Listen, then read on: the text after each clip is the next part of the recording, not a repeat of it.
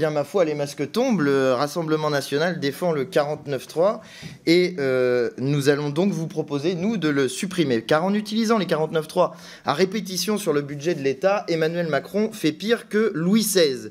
Avec cette proposition de loi visant à supprimer le 49.3, nous voulons donc remettre les choses en ordre dans le pays qui doit son drapeau tricolore, son hymne et sa devise liberté, égalité, fraternité à une révolution qui s'est faite contre la monarchie. Et je vais plus loin, puisque ce dont il est question aujourd'hui a à voir avec la naissance de la droite et de la gauche. Laissez-moi vous raconter cette petite histoire et M. Balanant va être content, puisqu'on est 2 jours après la Déclaration des droits de l'homme et du citoyen. Nous sommes le 28 août 1789 et l'Assemblée doit se prononcer sur le droit de veto du roi. Il s'agit de savoir si le roi pourra s'opposer aux décisions de l'Assemblée. À ceux qui sont favorables à ce droit de veto, le président demande d'aller à sa droite, et c'est là où on retrouve aujourd'hui le RN et les Républicains, et à ceux qui sont opposés à ce droit de veto, il demande d'aller à sa gauche, et on y trouve aujourd'hui les insoumis, les écologistes, les communistes et les socialistes. À droite, l'autorité d'un seul, à gauche, la souveraineté de tous. Je crois évident que tous ou presque aujourd'hui, nous nous placerions à gauche, si une telle question nous était posée. Et pourtant, certains s'apprêtent encore à se placer du mauvais côté de l'histoire et de la politique. Alors qu'ont fait nos prédécesseurs parlementaires? Ils ont décidé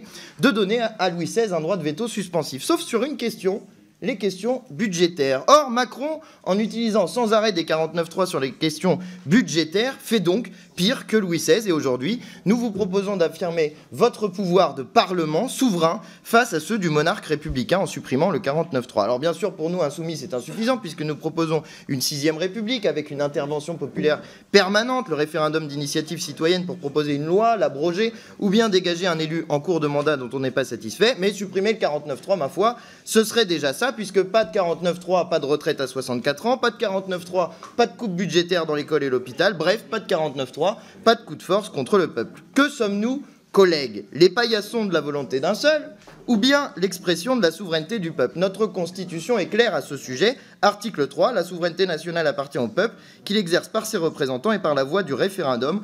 Aucune section du peuple ni aucun individu ne peut s'en attribuer l'exercice. Or, que fait Macron quand il fait passer par 49.3 des réformes dont personne ne veut? Il s'attribue l'exercice de la souveraineté. Et nous ne sommes pas d'accord avec ça, parce que l'article 2 de notre Constitution dit que le principe de la République est gouvernement du peuple par le peuple et pour le peuple. Alors sommes-nous encore en République quand s'impose le gouvernement d'un seul, sans le peuple et contre lui? Eh bien non, nous sommes dans autre chose, dans un système autoritaire que nous appelons, nous, monarchie présidentielle. Et le 49.3 est peut-être constitutionnel, comme vous vous plaisez à le rappeler, mais il n'est ni démocratique, ni républicain. Et c'est bien la raison pour laquelle nous vous proposons de le rendre non constitutionnel en le supprimant de la Constitution. Aujourd'hui, collègues, vous pouvez faire honneur à la France républicaine, à son drapeau, à son hymne, à sa devise. Mais on voit que le Rassemblement national n'est pas très intéressé par cette idée. Pour cela, c'est très simple.